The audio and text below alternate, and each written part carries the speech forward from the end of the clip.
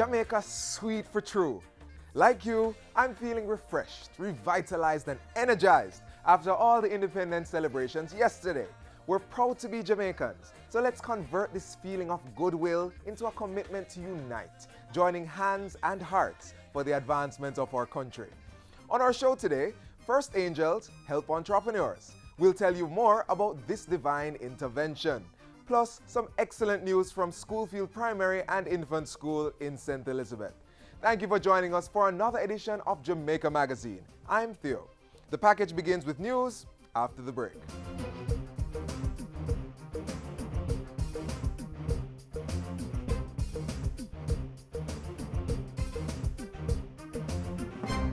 You know, a whole heap of youth smoke weed and stand no. For real, no. But did have some friends who smoke weed in the gully behind school. Well, I mean. Yeah, man. And when graduation time come, my youth, none of them not graduate. One of them ain't even gone. The only high grade I want is on my C6. Target shoot, the future come first.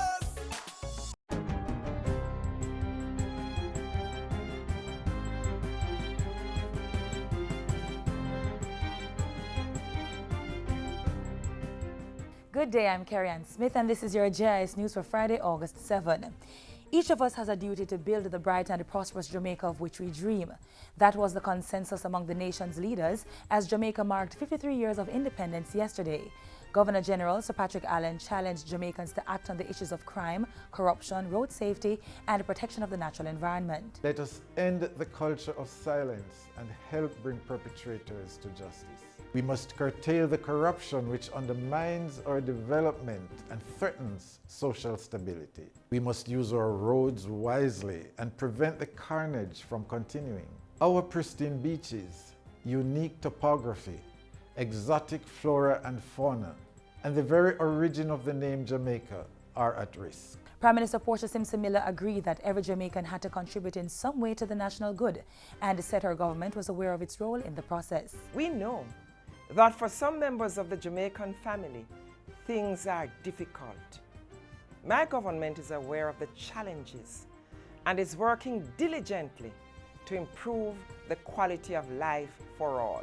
For his part, opposition leader Andrew Holness said we must not use the independence festivities as a distraction from more realities, nor should we reflect only to engage in blame.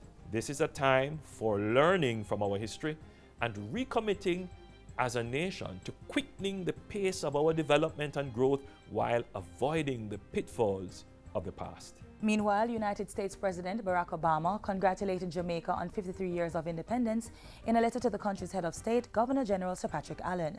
The president referenced statements he made during his visit to the island, affirming the strong relations between Jamaica and the United States. He said the two countries continue to work closely on important issues such as citizen security, energy independence, and economic development. Similar sentiments were echoed by U.S. Secretary of State John Kerry in his letter congratulating Jamaica on its independence anniversary.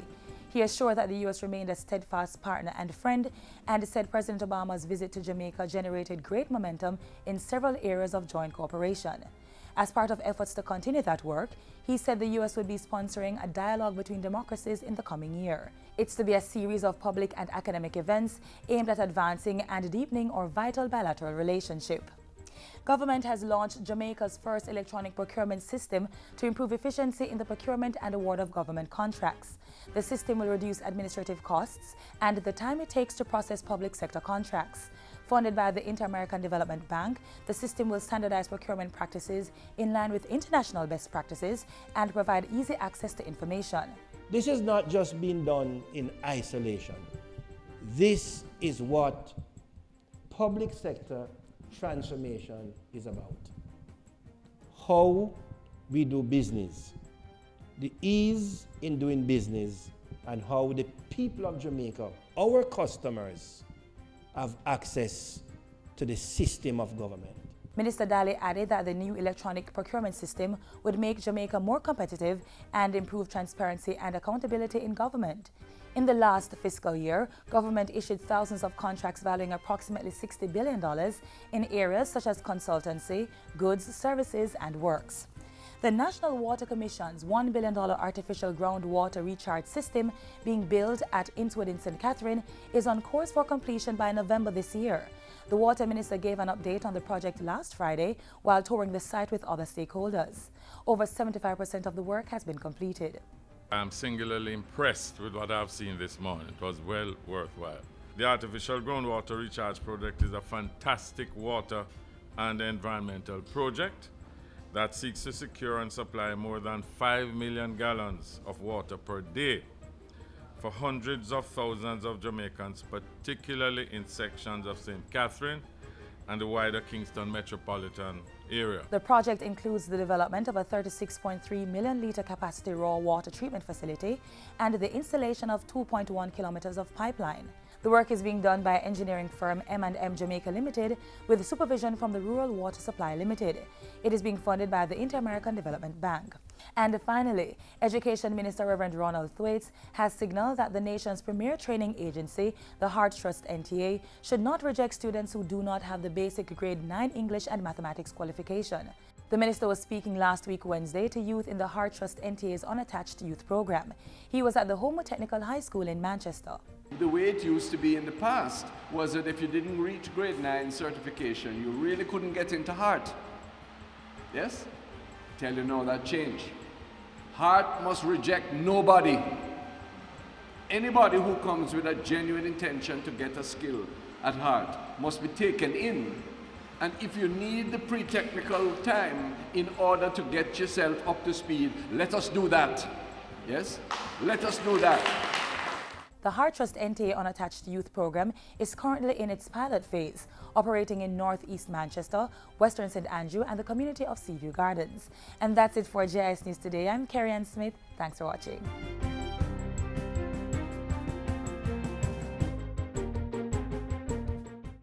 Nobody want to plant the corn. Everybody want to read the band. Who you are go blame it on when it's a next man you are deep in pan. Well, you wrong. Farmers, let us be serious about predial larceny.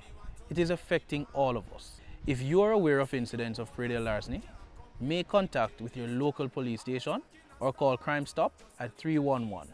Predial larceny is everybody's business. No mind if me stall. Them no business if me back against the wall. This a living sometime making me ball. Seems like there ain't no love after.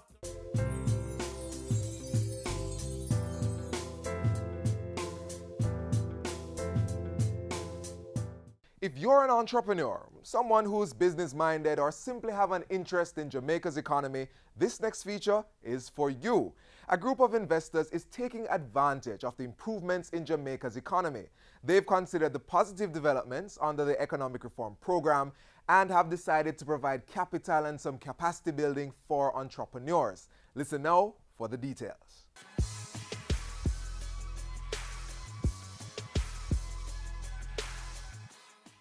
Financing, lack of technical expertise, major hurdles for many entrepreneurs. To move from hustling to an established business is no easy feat for startups, but help is coming from those who've walked the path.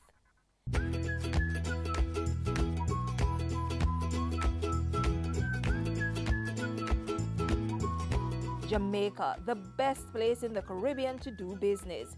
So says the world-renowned Forbes magazine. The business magazine also named Jamaica the third best business country in Latin America and the Caribbean.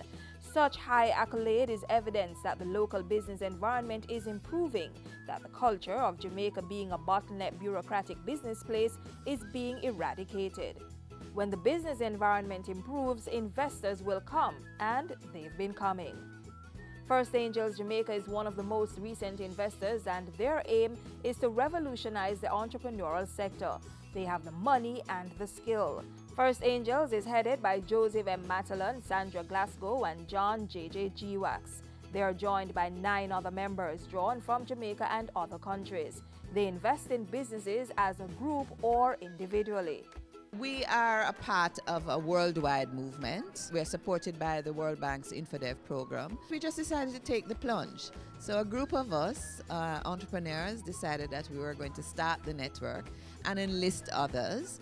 And over the last 7 months or so, we have increased our number to 13 investors.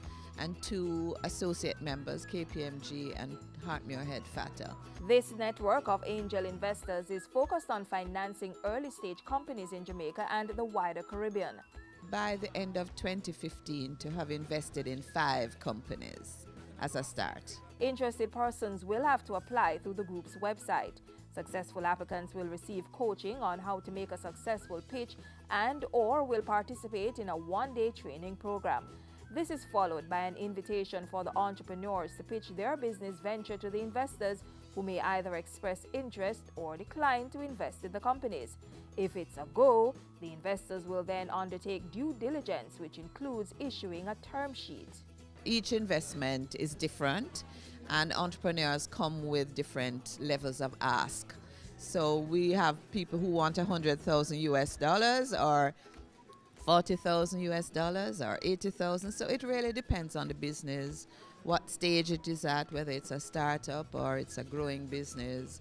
So we haven't put a dollar amount on our investment, and the angel investors, who are individual investors, decide amongst themselves how much they are going to invest.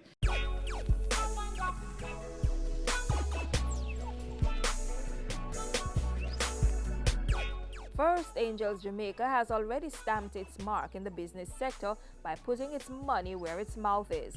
First Angels Jamaica has provided technical support to projects that are part of the Startup Jamaica program. The investor group has also inked its first investment deal with local startup company DRT Communications. The process is arduous. It pushes you to get your ducks in a row, creating a solid business, a sustainable business, a business that is going to continue to work. And working with First Angels, the process is clear, the framework is clear, but the opportunity exists for myself and for other small to medium entities in Jamaica. Improved services at the wharf, a MSME and entrepreneurship policy, a one-stop shop at the Companies Office of Jamaica, and a single form to file tax returns. Just a few of the reforms implemented by the government within the past few years, which have started to reap benefits. So much so that more and more investors are coming on board, like First Angels Jamaica.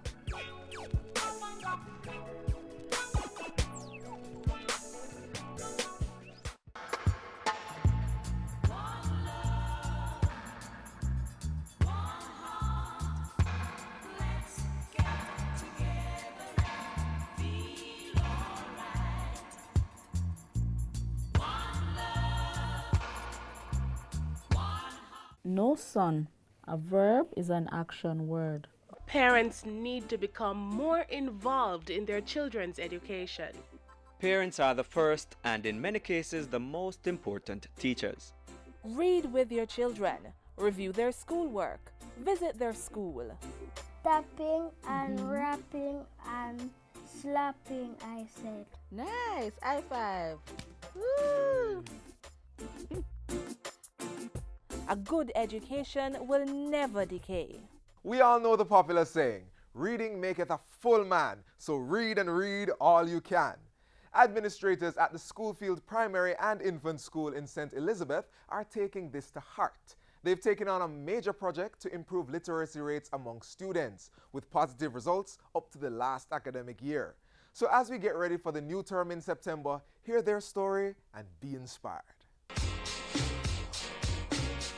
Shana, your word for today is abundant. Abundant. A-B-U-N-D-A-N-T. Toxic. At number 12, write the word toxic.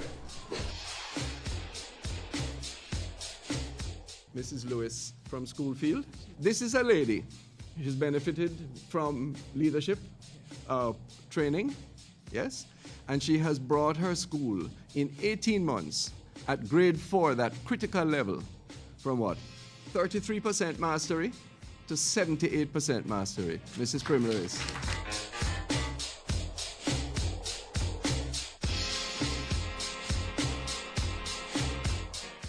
This is the Schoolfield Primary and Infant School far in the hills of St. Elizabeth. And this institution has seen a transformation in its literacy program, receiving high commendation from the Education Ministry. So let's step within its walls to find out what they have been doing to achieve this.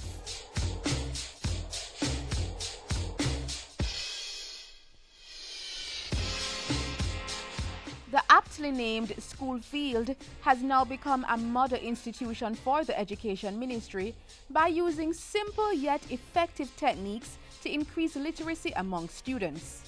The ministry is on a mission to achieve the 2015 Millennium Development Goal of 85% mastery in literacy. So schools, particularly the ones that are struggling, are being encouraged to adopt some of the measures School Field is undertaking to get there. One of the first things I did in coming to the school was to focus on data as part of my NCL program. And so after we looked at the data, we saw that the literacy results was actually affecting the grade 6, the achievement test. And basically, we have a lot of problems in different academic areas, but our idea was if you fix the literacy, then we're thinking that more things will fall in place. For every week you come here, you look forward to seeing Principal what again? But I wonder if I have any top spellers this week. Do I? Yes, yes. Okay. Upwards of 21 books. Wow, 21 books in 1 month? That's impressive.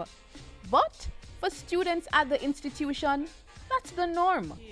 One popular strategy that has been effective is the incentivized Top Reader and Top Speller program.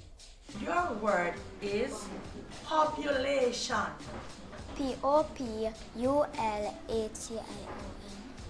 They give we some list of words to study, and when we study them, we come back on a Friday, we get the words, and if you got the highest in a class, you'll be top speller.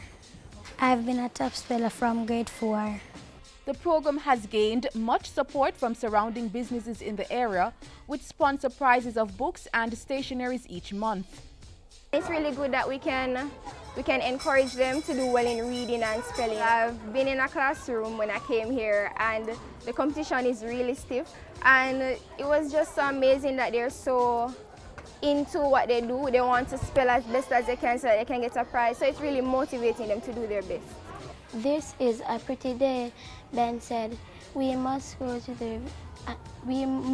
go and play. I have been improved by reading. My teacher have helped me a lot.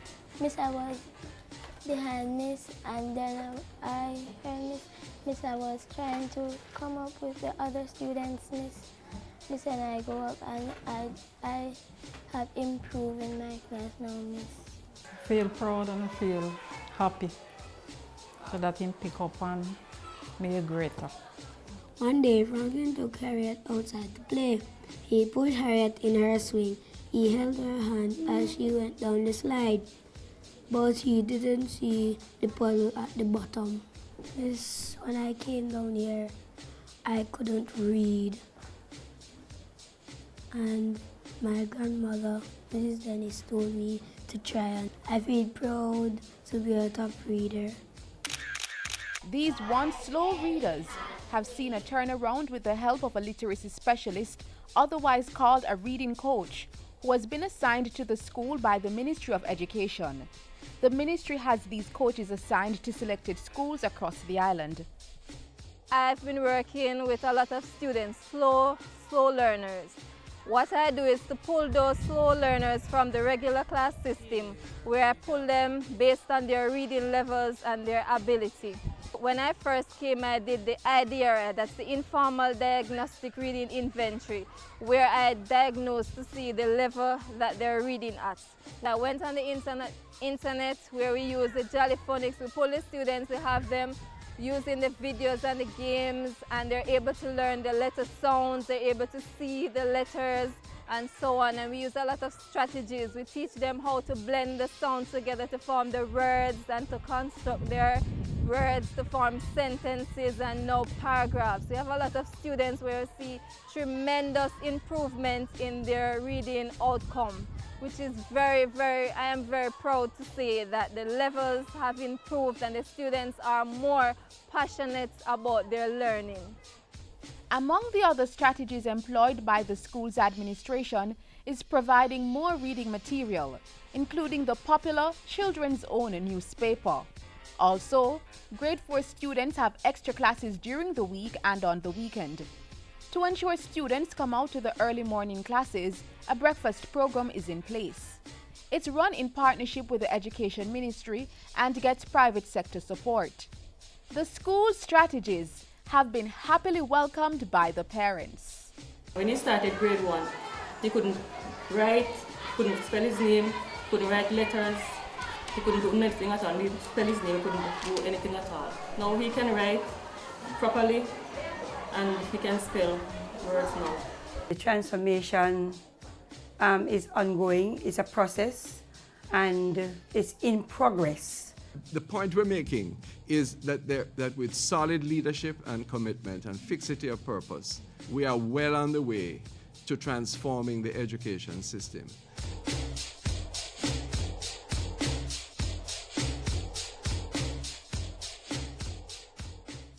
Let's celebrate Jamaica to the world. Fastest man in the world. First Jamaican woman to win gold in Olympic 100-meter sprint. An upcoming global superstar. Mouth-watering meals. And a vibrant set of people. We are Jamaicans. Let's get together and bring back the love. Proud and free, Jamaica 53. That was the theme for Independence 2015. Now the festivities might be behind us, but we never get tired of exploring the rich heritage of Jamaica. Let's journey to Sankofa Prep School in St. Thomas for a little old-time sinting.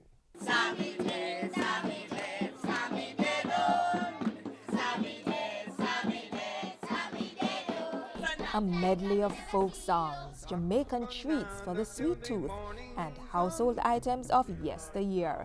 This week, School Zone is out in St. Thomas, taking in Jamaica's rich culture at Sankofa Preparatory and Learning Center.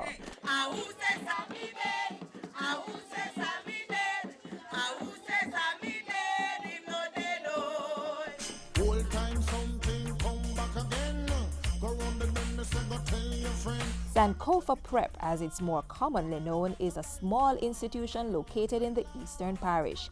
Its name, Sankofa, is Akan and stands for learning from the past in order to move forward. With such a profound name, the school makes it a priority to enrich the cultural landscape in St. Thomas with its yearly production.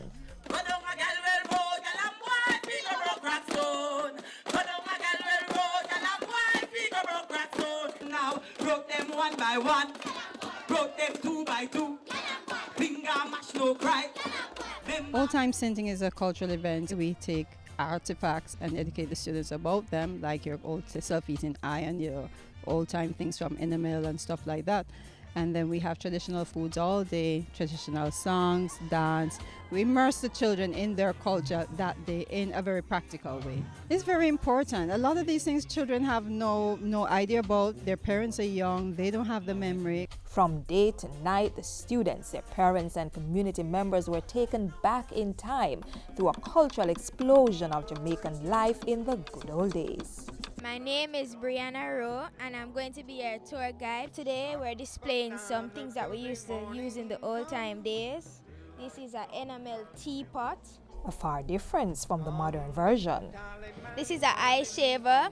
Some companies still use this particular ice shaver, but it's been replaced in the home with ice picks and even an ice maker. This is a floor brush. It's used to polish your floor or shine your floor. Even the floor polish is outdated as ceramic tiles are erasing its use. This is an ice tray. You set your ice in it. So different from this, isn't it? Not to mention these enamel chamber pots and chimney, cooking outdoor on wood fire, and these designs, may we call them, of yesteryear, the days of Jamaica gone by. The entertainment package was also synonymous with the theme. Kumina and ring games reigned.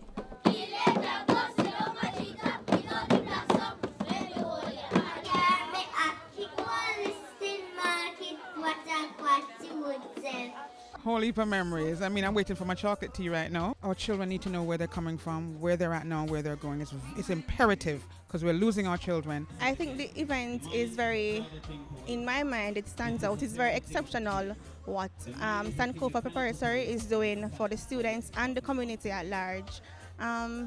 It brings us back to our roots and our culture, which most of us have neglected. I grew up using those things, yes. My mother, grandmother, and everybody grew up using those things. So it was really memorable. It seems the mission of old-time sinting was fulfilled as the children learned of their past in a fun way. The dancing and the song singing and the listening to music, the long time music. The singing and dancing. Old pirate, yes, they are by. So like to the merchant ship. Minutes after they took high from the bottomless pit. Come on, Sankofa. Come on, Sankofa. Come on, Sankofa.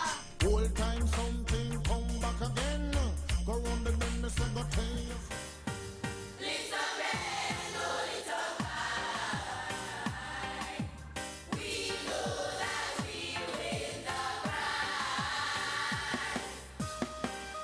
See the answer all the pro Jamaican them who know say no boy can bring them down. They can't keep a good man down. Always keep a smile when they want me to frown. Keep the vibes and I stood my ground. They will never ever take my crown. Things getting better when we thought they would be worse. Here comes the officers asking for a search.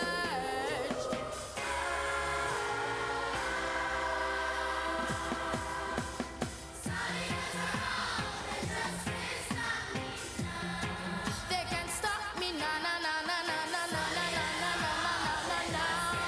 They can't stop me now. Look around, there's nothing but blue sky. Blue straight ahead, nothing but blue sky.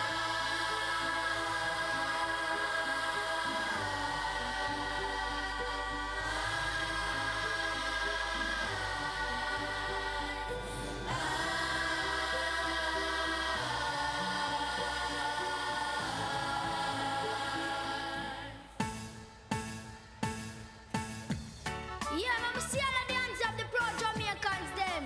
Pro their island. Yeah.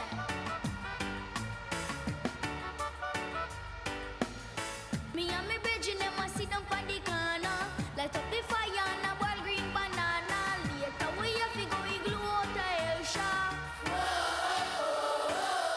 Take a look who stop by me good friend Lana. Long time me see ya, man, a long time me wanna. Blaze up the music beside that be my ya.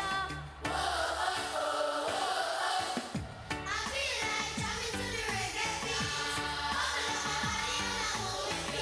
I feel like jamming to the sweet vibration. Whoa, sweet Jamaica. If you love Jamaica, make me see ya. Raise it to the sky, make me see ya. If you love Jamaica, make me see ya.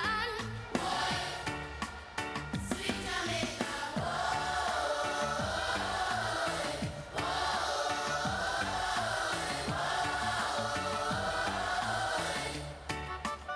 Sweet Jamaica, sweet Jamaica, me nah let ya. From me a cancer, me nah. And that's it for this Friday's edition of Jamaica Magazine. Thanks for staying with us.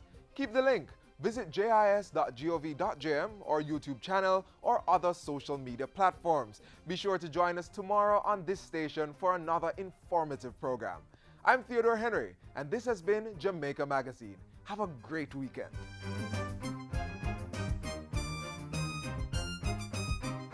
This has been a production of the Jamaica Information Service, the voice of Jamaica.